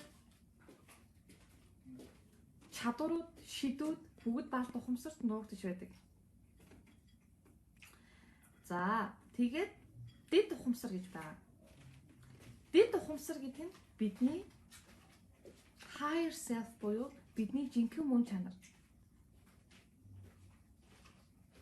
Тэгэхээр бид нар яах нь дэд ухамсартаа хүрэхийн тулд даалт ухамсарыг давж иж дэд ухамсартаа хүрнэ. Даалт ухамсарыг давах нь маш хүнд даваа. Тийм учраас хүмүүс сүнснээ сэрэлт болохоор сэтгэл готрол айдас ордог. Яагаад сэтгэл готрол айдаст ордог вэ гэхээр даалт ухамсартайгаа нүүр тулдаг. Өөрийн дотор байгаа айдас, өөрийн дотор байгаа харанхуй, өөрийн дотор байгаа зовлон, өөрийн дотор байгаа уур уцаар бүх зүйлтэйгээ нүүр тулдаг. Энийг давснаар та дэд ухамсар буюу өөрийн нэгүсэнгүй хайрыг мэдэрч эхэлнэ. Амар амгалан олно гэсэн үг. Мөн та өөрийн дэд ухамсар буюу өөрийн сүнсэн биений мэдлэгийн сандаа хүрнэ гэсэн үг.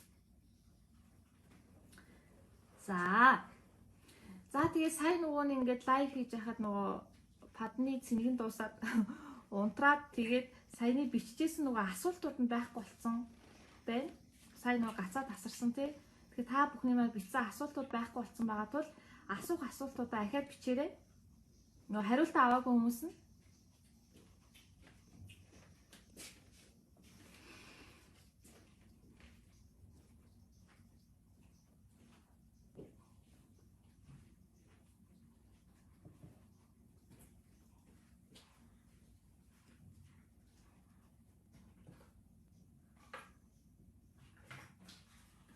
өөрийгөө хайрлах нь юунаас эхлэх вэ гэж байна.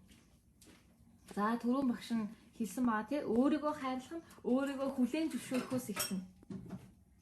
Та эхлээд өөрийгөө хүлээн зөвшөөр. Тэгснээр та өөрийгөө хайрлаж эхэлж байна гэсэн үг.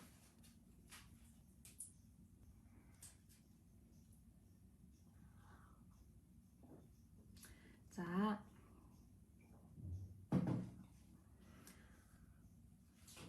багшаа амьсгалаа хийнаад дотооддоо төвлөрөөд бясалгалаа хийхээр дотор хэсэг газар чангарсан, хатуурсан мэдрэмж төрөөд байх юм. Энэ ямар учиртай вэ? Буруу бясалгаад байна уу гэж юм. За хэрвээ та төвлөрөөд ингээ бясалгал хийж байхад таны дотор аль нэгэн газар өвдөлт өгөх юм бол тэр газар одоо төвлөрсөн муу энергиуд гадагшилж гин гэсэн үг шүү. Тэгэхээр та бясалгалаа зөв хийж гинэ гэсэн үг. Заа ёо. Сайн байна уу багшаа? Хүүхэдтэйгээ ойлголцохоо болжлоо. 18 настай их сургуульдаа сурахгүй ажил хийнгээд байх юм. Цаанаа байгаа буруу хандлагатай хүүхдүүдийн нөлөөнд автаад байх шиг гинэ. За таны хүүхэд хаашаа явах, юу хийх, юуг үзэх, юуг сурах гэдгээ маш сайн мэдэж байгаа. Тэгэхээр таны хүүхэд хэрвээ сургуульд орохгүй ажил хийгээд явна гэвэл let it be явуул. Хүснээр нь байлга. Цаад хүмүүсийн буруу хандлага тэр хүүхдэд нөлөөлөд байвал тэр мөн л тэр хүүхдэд тохиолдох ёстой л найзууд гэсэн үг. Тэрнээсээ танаа хүүхэд суралцсан. Тиймээс битгий санаа зов, битгий хүчил. Та эсэргүүцэх тусам хүүхдэд нь харин буруу зүйл рүү орно шүү. Буруу зүйлийг хийн. Эсэргүүцэх тусам. Тэгэхээр яа гэсэн үг вэ?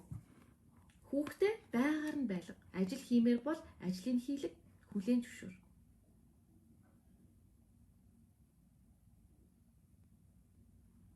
Учир нь та хүүхдийнхаа тэмцээд чи ингэх ёстой, тэгэх ёстой гэд байх юм бол хүүхэд нь илүү эсрэг үүснэ. Харин та яах вэ гэхээр өөрт нь гоё харьцуулах түүхүүд ярьж өг. Одоо загин зандарч биш те чи ингэж болохгүй, тэгэж болохгүй гэх биш. Харин ээж нь эсвэл аав нь чамтай нэг түүх хуваалцах гэсэн юм аа. Та өөрийнхөө туршлагуудаасаа яар. Би чам шиг хүүхэд байхдаа ингэж бодож байгаад ингэж алдаж билээ. Миний хүү буслын алдаанаас суралцж байгаарай. Тэгвэл амьдралт нь хөнгөн болно шүү. Ээж нь чам шиг залуу байхдаа их омголон ингэж явсан.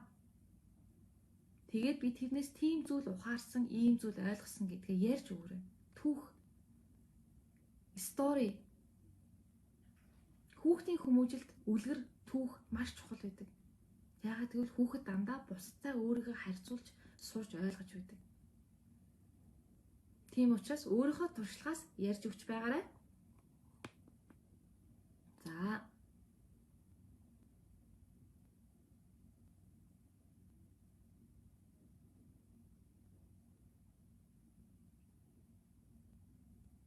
Бясалгал хийж байхад зүрх чичрээд хатгах зэрэг мэдэгддэг энэ нь гинэ. За та бясалгал хийж байхад зүрх чичрэх хатгах зэрэг шинжлэлтийг илэрч байвал санаа зовлтгүй. Учир нь таны дотор байгаа муу энерги хөдөлгөөнд орсон байгаа учраас таны дотор байгаа муу энерги ингээд танаас гадагшилж байгаа учраас таны бие дээр тодорхой хэмжээгээр одоо ийм өвдөлт юм уу өөрчлөлтүүд бий болно. Мэдээж энергийн солилцоо явагдаж байгаа учраас таны бие дээр өөрчлөлтүүд илэрнэ. Юу ч мэддэхгүй, юу ч мэдрэхгүй бясалгал хийх юм бол харин энэ зөв хийхгүй байна гэсэн үг шүү. Заа ёо. За.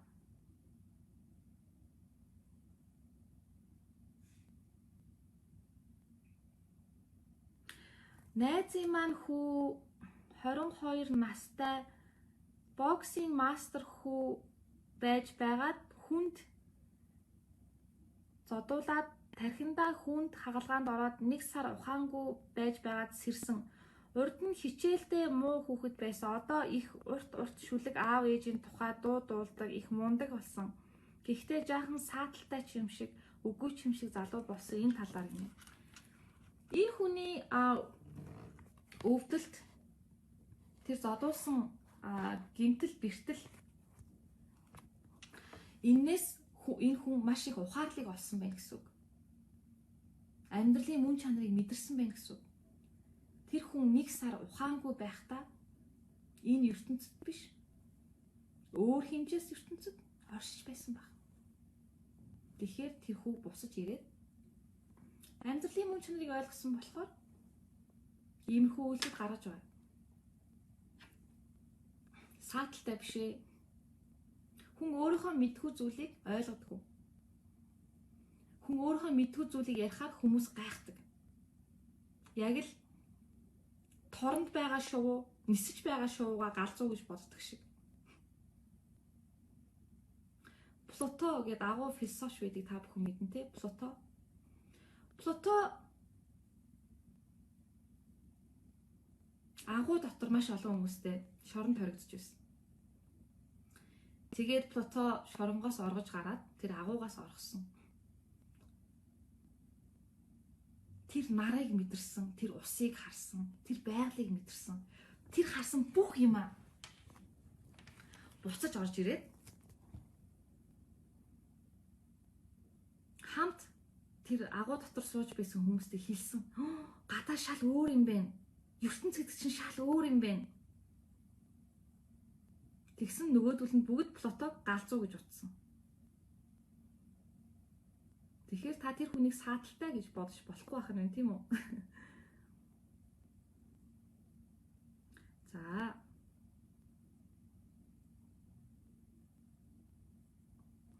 Байж байгаа энэ миний энэ пад жоохон болохгүй байна.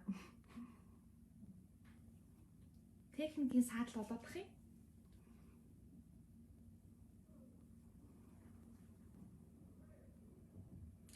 Бясалгал хийж байсан чинь танихгүй эрэгтэй хүний царай харагдаад бүдүүн дуу хоолойс сонссон миний сүнс эрэгтэй гэж байх уу гинэ. Сүнсэнд хүйс нас царай зүс гэж байхгүй. Энэ бол хоосон. Тийм учраас таны харсан зүйл бол магадгүй та урд насандаа харин сүнсэн бие, махан бие дээр маш олон төрлийн одоо хэлбэрт орж төрж байдаг. Эрэгтэй, эмэгтэй, амтан тий. Та хэрвээ эрэгтэй хүний царай хараад бүдүүн хоолой сонссон бол магадгүй та урд насаа мэдэрсэн баг. За. Багшаа бясалгал хийгээд 10 гаруй хонж байна. Тухайн үедээ гайгүй таны лайв яриаг сонсох үед гайгүй. Бусад үед бүр яг яах учраа олохгүй сэтгэл готраад өөрийгөө голоод байх юм аа. Сүнсний сэрэл болсон байна гэсэн. Тэгээд нэг л ирээдүйдээ итгэлгүй мухардаад бүр өхмээр санагдаад байх юм аа гэсэн. За зүгээрээ та үүн дээр санаа зовох хэрэггүй. Танд сүнсний сэрэлт болсон. Сүнсний сэрэлт болоод та өөрийнхөө эгоны үхэл ирж ийн гэсэн үг. Тэгэхээр таны өөрийн мөн чанар сэргээд таны нөгөө урд нь өөрийгөө юу гэж боддог байсан, амьдралыг юу гэж хардаг байсан бүх итгэл үнэмшил нурсан гэсэн үг. Тэгэнгүүт бүх итгэл үнэмшил нурангууд та өөртөө итгэхгүй болно. Мэдээж. Энэ үеийг the dark night of the soul буюу сүнсний хар шөнө гэж нэрлэдэг. Таны сүнс харанхуйд явж байна. Та нөгөө даалт ухамсарынхаа тань нуугдсан байсан бүх зүйлүүд тань одоо ил гарч ирж байна гэсэн үг. Та нэг үгээр хэлэх юм бол детоксын буюу цэвэрлэгээ хийж гин гэсэн үг. Өөрийнхөө энергийн бийд. Тийм учраас энэ үеэ гүрийж байгаа давд юм шүү. За үхэх гэдэг бол сонголт биш. Та үхснээр та энэ dark night of the soul буюу сүнсний хар шүүнийг зогсоож чадахгүй. Хэрвээ та одоо өгөх юм бол та сүнсний хар шүүндөө гацах болно. Тиймээс танд ганцхан л гарц байна. Өөрийнхөө энергийн түвшнийг дээшлүүлж, бясалгал хийж, өөрийнхөө энергийн түвшнийг дээшлүүлж, энэ сүнсний хар шүүнээс гарах. Энэ харанхуй нүхнээс гарах. Та энийг хийж чадна. За.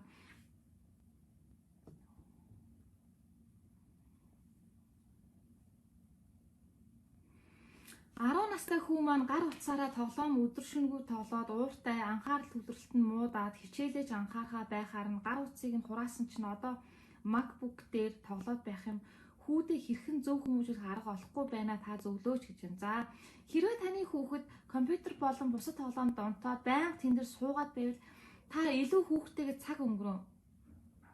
Хүүхдээ аваад гадаа хөдөө салхинд гар агаар салхинд хамт алах хүүхдтэйгээ ярилц, хүүхдтэйгээ цагийг өнгөрөө. Хүүхдийнхээ анхаарлыг сарниул. Өөртөөгөө хамт байлгаж. Тэгснээр таны хүүхэд бага тоглоно. Хүүхдтэйгээ хамт хичээлийн хий, хүүхдтэйгээ хамт кино үз, хүүхдийнхээ дуртай зүйлийг хамт хий. За.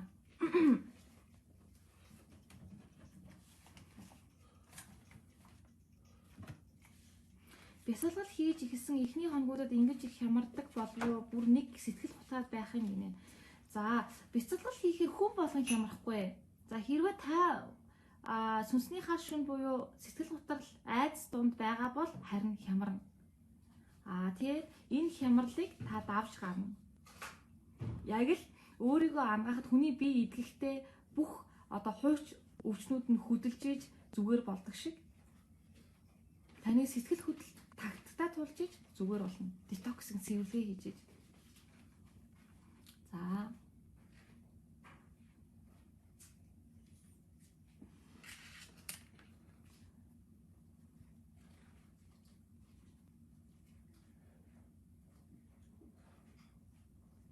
Сайн байна уу багшаа? Яг ижил цаг минут байнга харах юм тайлбарлаад өгөөч гинэ. За, ижил цаг минут байнга харах нь та тоогоор танд дэлхийн ертөнцөөс мессеж ирж ийн гэсэн үг. Ер нь бол ижил тоо цаг хугацааг байнга харах нь та зөв зам руугаа явж байна гэсэн тохио байдаг. Тоо болон өөрийн гэсэн мессежтэй, тоо болон өөрийн гэсэн утга жанцантай байдаг юм аа.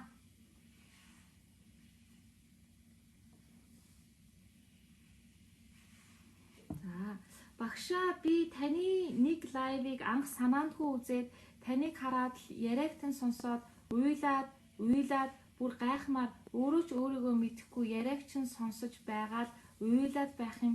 Хүүхдүүд маань ээж та яасан бэ гэд асуухаар нь би наашир миний хөө гэд тэврээд л уйлж өгсөн. Уучлаарай миний хөө гэд би яг яасан юм болоо багшаа гэнэ. Маш сайн байна. Та багшийнхаа ярьж байгаа ямыг маш сайн өөрийн мөн чанартаа хүлээж авсан байна. Мөн миний ярьж байгаа зүйл таны мөн чанарыг сэргээсэн байна. Багш нь энийг сонсохдоо маш таатай байна. За. За.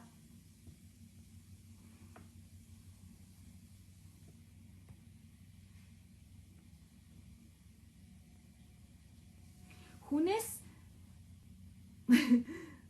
за гэж бай.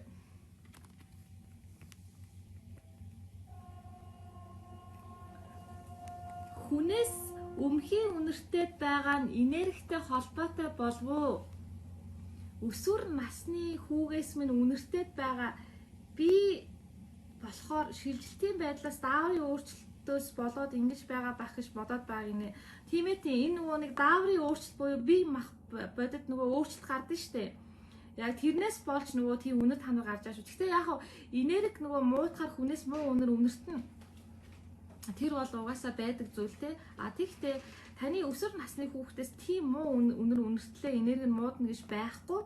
Тийм учраас нөгөө хүүхдтэй нөгөө юуны биологийн өөрчлөлтүүд гарч байгаа учраас одоо тийм үнэр та нар гарч иж болно шүү. Заа юу.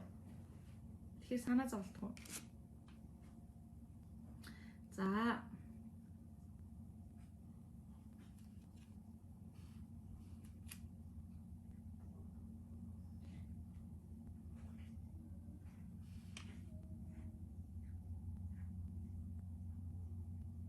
За маш сайн байна. Манай нууц цэцэрлэгийн сурагч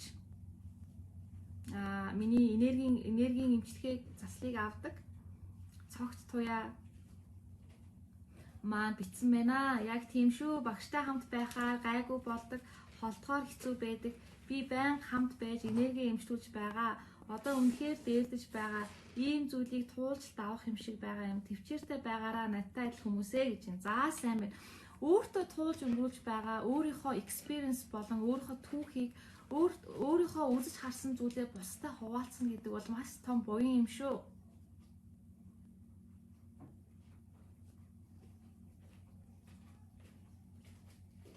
За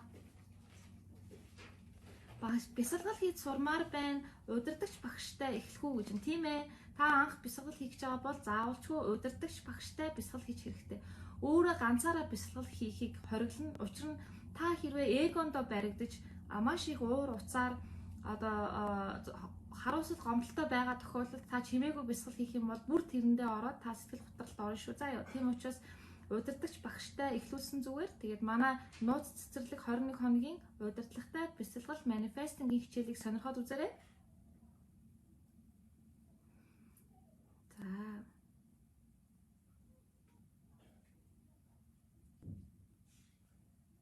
Багшаа голд хий орно гэдэг нь юу гэсэн үг вэ? Хэрхэн зүгээр болгох вэ гэж юм. За, голд хий орно гэдэг нь таны энергийг ярьж байгаа юм. Голд гэдэг нь одоо юу гэсэн үг?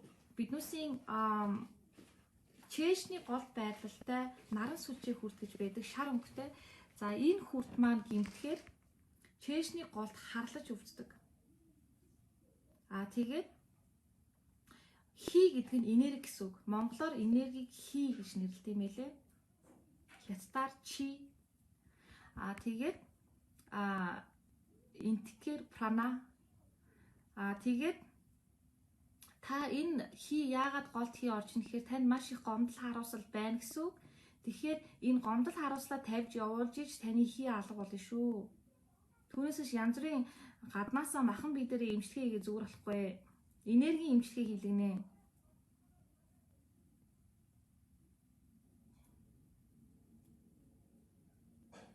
Ихэр сүнсээ яаж олох вэ? Бас яаж таних вэ гэж юм. За.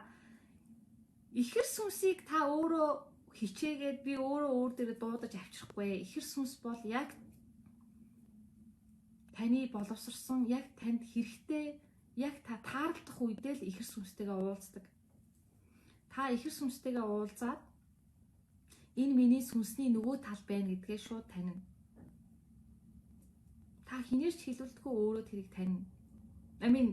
Тэр мэдрэмжийг үгээр илэрхийлэхэд хэцүү. Та өөрөө мэдэрнэ.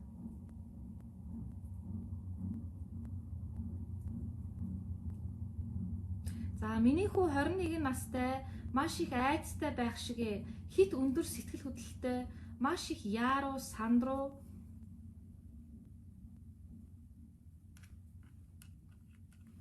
огцом хурдан хөдөлсөн, сүр сар хийсэн, яаруу, сандрууг харахаар би бүр ядарчих юм гинэ.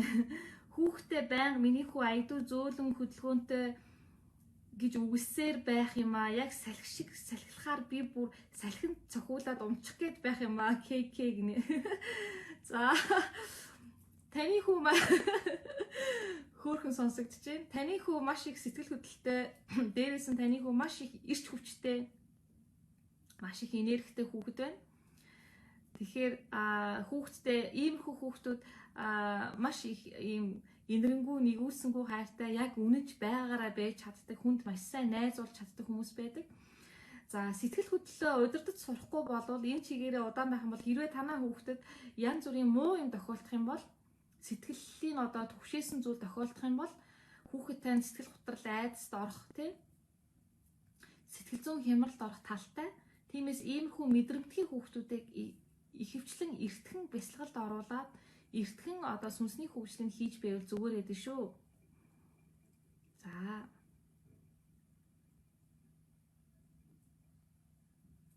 Багш ихэр сүнстэйгээ учирсан уу гинэ. Учирсан. За За.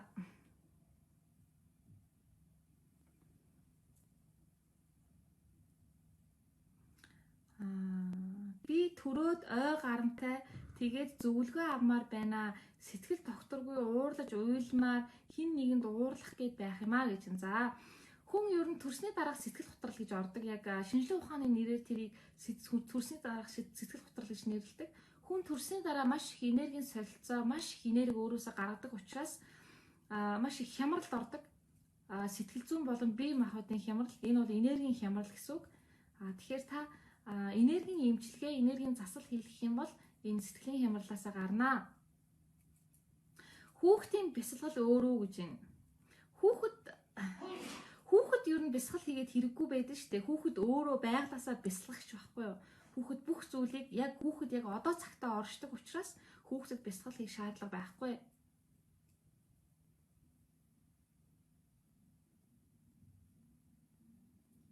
За миний охин 16-тай аурыг нь үзүүлсэн 6 наснда айгаад сүлтгүй болсон байна гин энэ сүнсийг нь дуудуулна гэсэн үг үү гэж байна.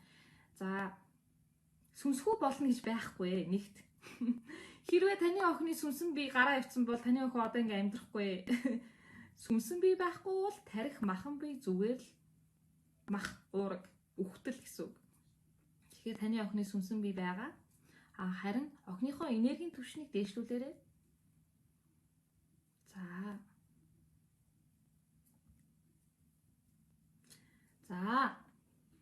За одоо ингээд 2 цаг болсон байна. Багш нь 2 цагаас энергийн эмчилгээнд ордог байгаа. Ингээд өнөөдрийн лайв хичээл маань үүгээр өндөрлж байна. Ингээд та бүхэнд маань өнөөдрийн сэдв таалагдсан гэдэгт найдаж байна. Ингээд хагасаа өдөр болгондоо та бүхэнтэйгээ уулзаж өөрт байгаа, өөрийн дотор байгаа мэдлэг мэдээлэлээ хуваалцахдаа багш нь маш их баяртай байдаг.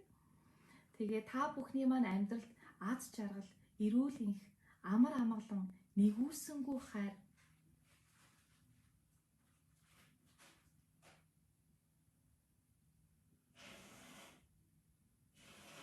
сайн сайхан бүхнийг чин сэтгэлээрээ хүсэн өрөөе.